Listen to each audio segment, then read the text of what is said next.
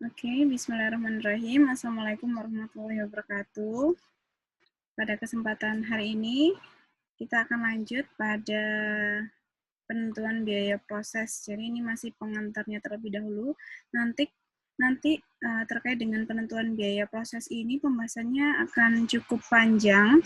Jadi silahkan teman-teman mempelajari, mungkin yang sudah punya buku, bisa mempelajari juga lebih dalam dari bukunya ya, selain juga menyaksikan video yang saya buat. Yang pertama, kita akan membahas mengenai sistem akumulasi biaya proses. Jadi sebelumnya, sebelum UTS kita sudah membahas mengenai penentuan biaya pesanan. Nah, biaya pesanan tersebut adalah biaya-biaya yang dikeluarkan oleh perusahaan yang notabene merupakan perusahaan yang memproduksi barangnya sesuai dengan pesanan dari konsumen. Sedangkan terkait dengan biaya proses yang akan kita bahas pada setelah UTS ini adalah terkait dengan perusahaan manufaktur yang notabene menghasilkan produknya itu dengan istilahnya adalah perusahaan pabrikan ya, pabrikasi. Jadi untuk proses produksinya adalah di mana ada bahan baku, kemudian ada barang setengah jadi, dan juga bahan jadi, atau istilahnya adalah prosesnya adalah input, proses, dan output. Gitu ya. Nah, tujuan dari sistem akumulasi biaya proses ini adalah untuk menghasilkan informasi terkait dengan biaya total dan biaya per unit produk yang dihasilkan oleh si perusahaan itu sendiri. Jadi karena kita prosesnya lumayan panjang untuk perusahaan manufaktur ini, jadi si akuntan harus jeli ketika melihat biaya-biaya yang dikeluarkan pada saat proses produksi. Sehingga ada 3 tahap di sini yang dilakukan oleh seorang akuntan dalam mencatat biaya prosesnya. Kemudian penentuan biaya menurut departemen. Nah, kita juga sudah pernah membahas di pembahasan sebelumnya terkait dengan adanya departemen-departemen yang biasa di perusahaan ya, terutama di perusahaan manufaktur biasanya dibagi menjadi beberapa departemen. Ada beberapa contoh yang sempat kita bahas di pertemuan sebelum-sebelumnya, itu misalnya ada misalnya di sebuah perusahaan air minum, di sana ada departemen pengalengan, kemudian departemen misalnya percampuran, misalnya perusahaan air minum soda gitu ya, ada departemen percampuran antara air dan soda yang dimasukkan dalam minuman bersoda tersebut. Kemudian ada dilanjutkan ke departemen selanjutnya, yaitu departemen pengalengan, di mana nanti air minum yang sudah siap untuk dikemas itu dilakukan pengemasan kaleng. Nah, pada kegiatan produksi dapat dilakukan melalui beberapa departemen seperti yang saya contohkan barusan. Kemudian setiap departemen melakukan kegiatan atau proses tertentu yang diperlukan untuk menghasilkan barang jadi. Jadi untuk jalannya proses produksi ketika ada beberapa departemen itu ada macam-macam aliran produknya ya. Biasanya ada yang bertahap, ada juga yang ada beberapa perusahaan yang biasanya melakukan proses produksinya ada aliran yang simultan. Aliran simultan ini nanti juga akan kita bahas. Gitu ya. Kemudian kita juga di sini mempelajari tentang bagaimana sih akuntansi biaya itu dibuat. Nah, ketika perusahaan untuk di perusahaan manufaktur, ketika melakukan biaya proses, penentuan biaya proses itu juga sedikit berbeda ketika di perusahaan pesanan maupun perusahaan dagang. Nah, di sini ada aliran fisik produksi, di mana suatu produk di suatu proses produksi itu bergerak mengikuti aliran proses produksinya, seperti yang sempat saya singgung barusan. Di suatu proses produksi itu terdapat beberapa aliran gitu ya. Kemudian akuntan mengikuti aliran biaya sesuai dengan aliran fisik produknya. Jadi Akuntan mencatat pengeluarannya atau biaya terkait biaya proses produksinya itu tergantung dengan aliran produksinya. Ada 3 aliran produksi di sini. Yang pertama adalah produk berurutan. Nah, ini seperti yang sempat saya contohkan di perusahaan air minum tadi. Jadi yang pertama masuk bahannya adalah ke departemen pengolahan atau percampuran antara air dan soda tadi untuk membuat minuman bersoda.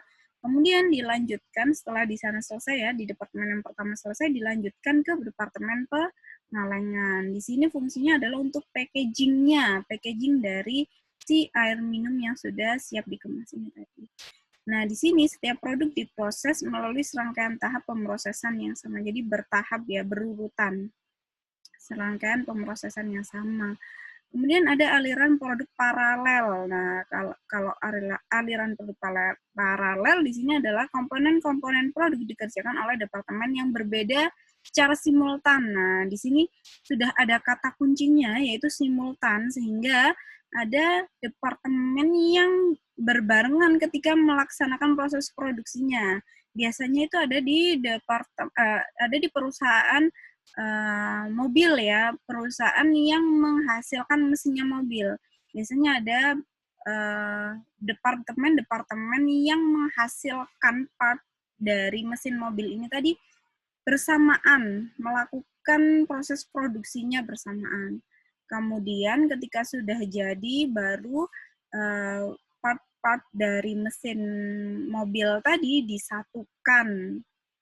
Nah, seperti itu contohnya untuk aliran produk paralel. Nah, untuk aliran produk selektif ini, unit produk diproses di departemen yang berbeda tergantung jenis produk jadi yang akan dihasilkan oleh perusahaan. Di sini sudah jelas karena sudah disebutkan ya produk selektif di sini, sehingga istilahnya kalau di perusahaan yang sudah besar itu ada departemen sendiri yang mengurus terkait dengan menyeleksi produknya sudah bagus atau belum sebelum dilanjutkan ke departemen selanjutnya.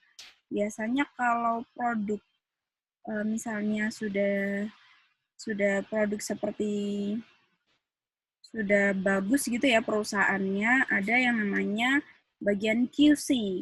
Jadi di sini QC untuk quality and control terkait dengan sudah layakkah suatu produk tersebut disebut sebagai barang jadi. Biasanya kan pun dalam perusahaan yang sudah besar dan manufaktur yang sudah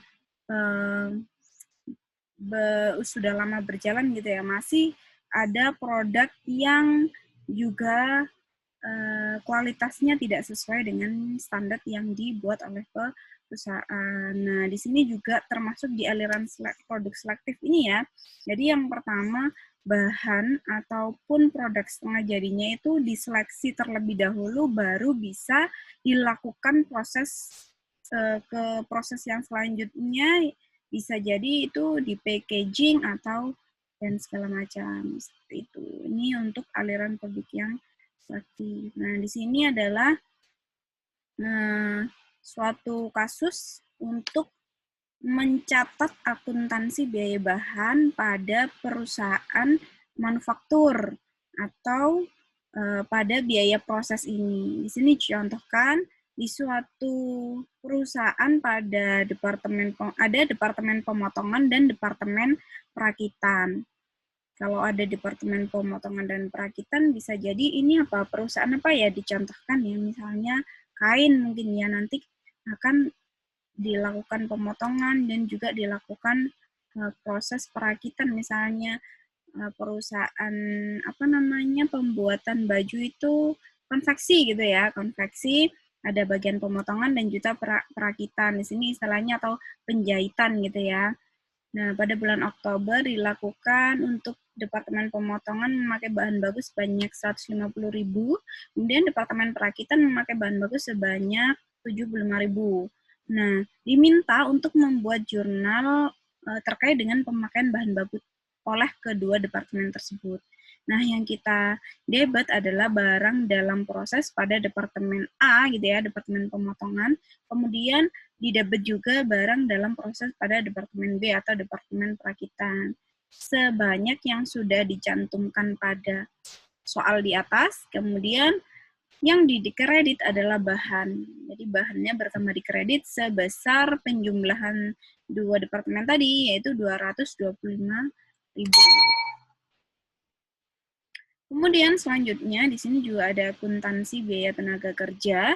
Di sini ada PT GG Abadi memiliki 10 orang karyawan Departemen Pemotongan yang bekerja selama 25 hari per orang dan 8 orang karyawan Departemen Perakitan bekerja selama 25 hari per orang. Jadi ini adalah lanjutan dari case sebelumnya ya, karena di sini ada Departemen Pemotongan dan Departemen Perakitan yang masing-masingnya, ini saya ada kesalahan ya. Yang kedua ini adalah 20 hari per orang.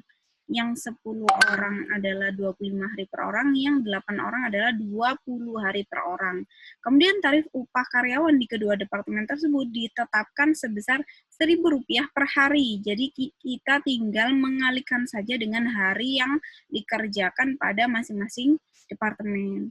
Sehingga teman-teman ketika diminta untuk mencatat distribusi biaya tenaga kerjanya adalah yang didebet adalah barang dalam proses pada masing-masing departemen. Yang pertama departemen pemotongan sebesar 25 dikalikan dengan Rp1.000 sehingga hasilnya adalah 250.000.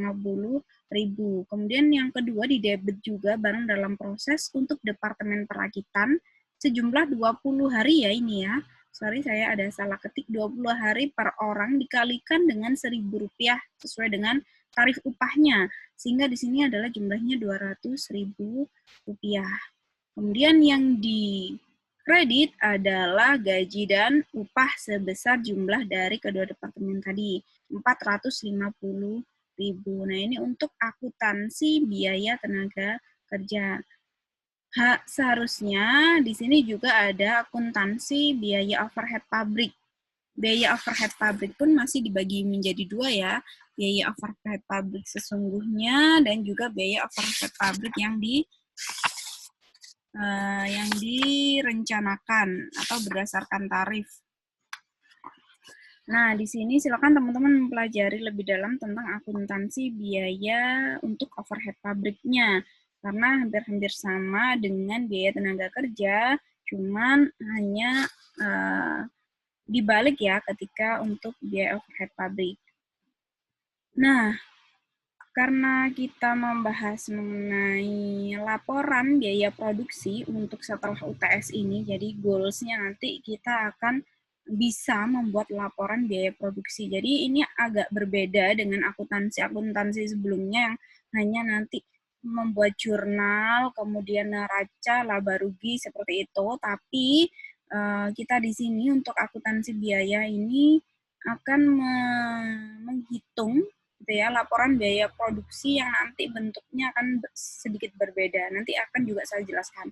Nah, untuk laporan biaya produksi ini, isinya yang harus ada di laporan tersebut adalah yang pertama, biaya total per unit produk yang diterima dari suatu departemen atau departemen lainnya. Nah, ini nanti bisa teman-teman lihat pada data kuantitas. Kemudian biaya total dan per unit bahan baku, tenaga kerja, dan overhead pabrik yang ditambahkan oleh departemen yang bersangkutan. Nah, ini ada di bagian atau part yang kedua, yaitu biaya yang harus dipertanggungjawabkan. Jadi nanti ada 3 part di laporan biaya produksi ini. Yang pertama adalah data kuantitas, yang kedua adalah biaya yang harus dipertanggungjawabkan, yang terakhir adalah pertanggungjawaban biaya. Jadi di sini kita belajarnya pelan-pelan saja agar teman-teman nanti pada saat UAS bisa membuat laporan biaya produksi ini secara mandiri.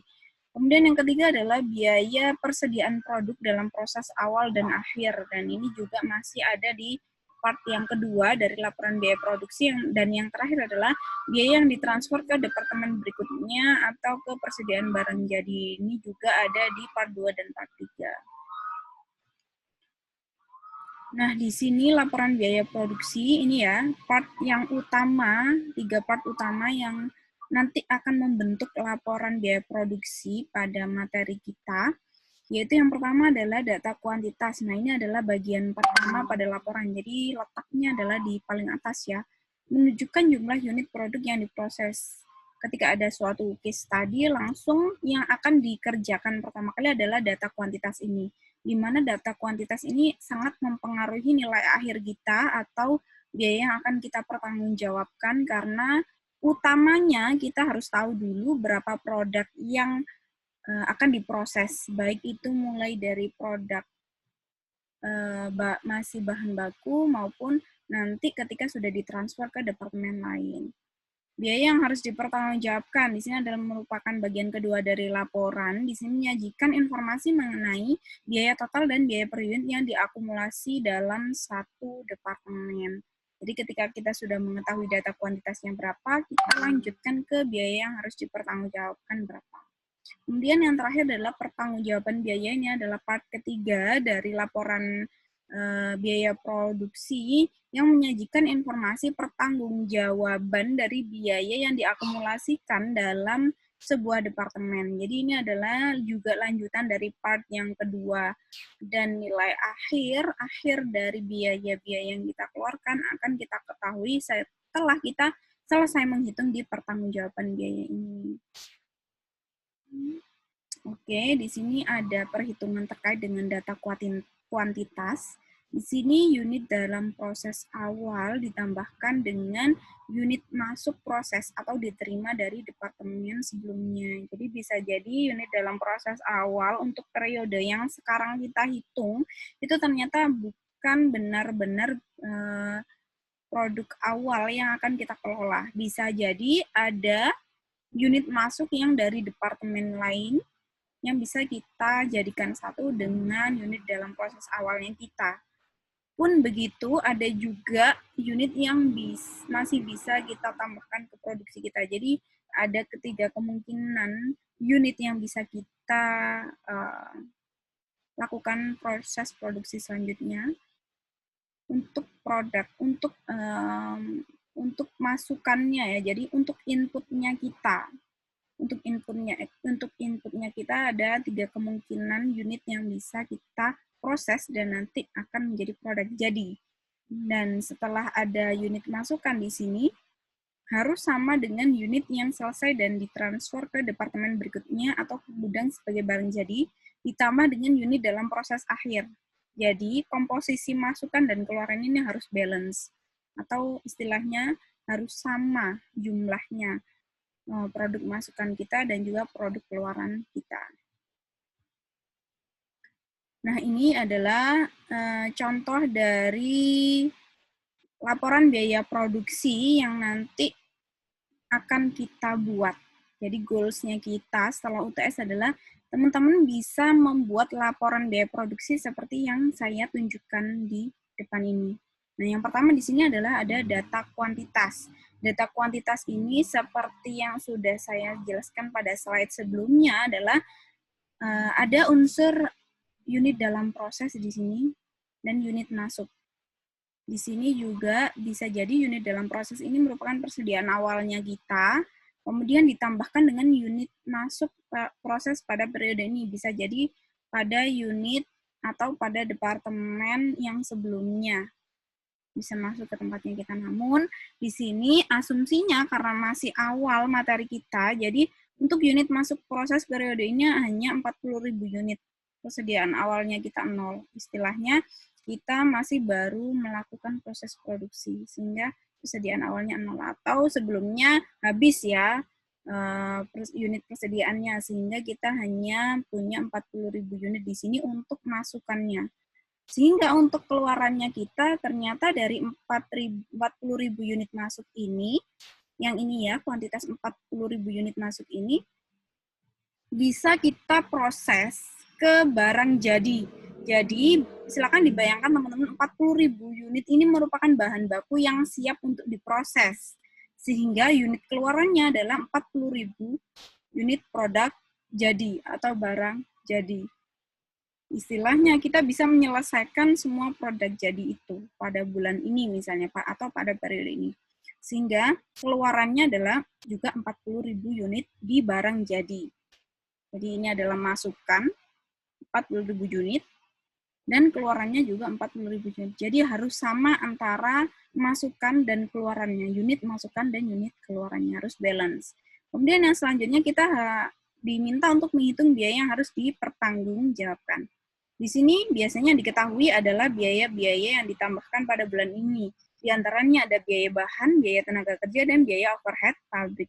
Dan jumlah biayanya sudah dituliskan di sini atau sudah diketahui biasanya di contoh kasus. Kemudian jumlah unit 40.000 ini dari mana? Dari data kuantitas keluaran yang sudah kita proses. 40.000 unit ini ditaruh di sini. Kemudian untuk biaya per unitnya kita diminta untuk menghitung berapa sih biaya per unitnya. Ya tinggal membagi saja gitu ya.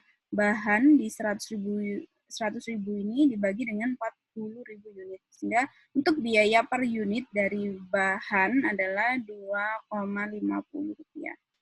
Pun begitu seterusnya sampai dengan jumlah biaya yang harus dipertanggungjawabkan. Cuman teman-teman hanya membagi dari biaya bahan, tenaga kerja, dan overhead pabrik dengan 40.000 masing-masing gitu ya. Kemudian tinggal dijumlah ke bawah untuk biaya per unit totalnya, 8 rupiah. Untuk pertanggungjawaban biaya di sini, formatnya seperti ini. Jadi yang pertama adalah diketahui dulu biaya unit yang ditransfer ke persediaan barang jadi. Tadi kan kita sudah tahu ya di data kuantitas bahwa persediaan barang jadinya adalah 40.000 unit. Jadi asumsinya semua barang atau semua bahan inputnya kita adalah bisa kita ubah menjadi barang jadi sebanyak 40.000 unit juga. Dikalikan dengan biaya per unit tadi yang sudah kita hitung di biaya yang harus dipertanggungjawabkan. Sehingga ketemu jumlahnya adalah Rp320. Kemudian biaya unit dalam proses persediaan akhir. Nah, di sini juga di data kuantitas kan untuk persediaan akhirnya kita habis. Kenapa? Semua yang menjadi masukan kita atau semua bahan baku kita sudah menjadi barang jadi sehingga persediaan akhirnya kita sudah habis. Sehingga di sini adalah 0. Untuk jumlah biaya yang dipertanggungjawabkan adalah sekian, Rp320.000. Nah, sekian dari presentasi pertemuan hari ini. Teman-teman bisa melakukan sharing dengan saya di kolom komentar YouTube maupun Google Classroom. Kemudian apabila masih ada yang kurang jelas lagi bisa dikomunikasikan di WA group kita. Nah, untuk pertemuan hari ini tugasnya apa? Silakan teman-teman mencari referensi terkait tadi akuntansi untuk biaya overhead maupun terkait dengan biaya overhead sesungguhnya maupun biaya overhead berdasarkan tarif, dan juga merangkum dari penjelasan yang sudah saya jelaskan pada video ini. Untuk pertemuan hari ini saya akhiri sampai sekian. Semoga bermanfaat. Wassalamualaikum warahmatullahi wabarakatuh.